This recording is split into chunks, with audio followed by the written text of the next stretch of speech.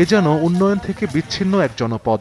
বছরের পর বছর পার হলেও রাস্তাগুলো পাকা করার উদ্যোগ নেওয়া হয়নি। বর্ষা এলেই হাঁটু সমান পানি, কাদা ও খানাখন্দে দুর্বিষহ হয়ে পড়ে জনজীবন। দিনাজপুরের বিরামপুর উপজেলার খিয়ার, মাহমুদপুর, ভাইগড় ও পাঠাচড়া সহ আশপাশের কয়েকটি গ্রামের প্রধান সড়কের চিত্র।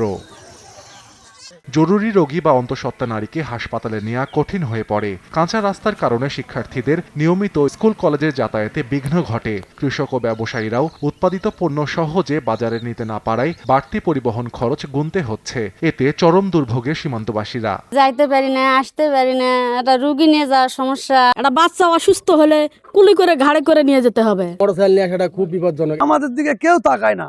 আমাদের গরিব অসহায় মানুষ হাট বাজার করে খেতে পারে না। এই কষ্ট যেন আমরা আর করতে চাই না। দুঃখের বিষয়, আজ পর্যন্ত কেউ ব্যবস্থা নিতে পারেননি। রাস্তাগুলোর টেন্ডার সম্পন্ন হলে দ্রুত কাজ শুরু করা হবে বলে জানান উপজেলা প্রকৌশলী। 15 থেকে 20 কিলোমিটার টেন্ডার হয়ে গেছে। এই রাস্তাগুলি ইদানিং শুরু হবে।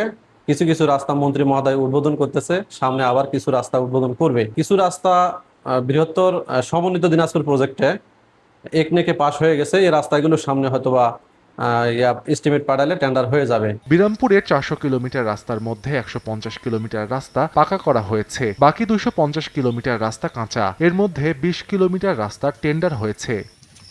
সময় সংবাদ, হিলি।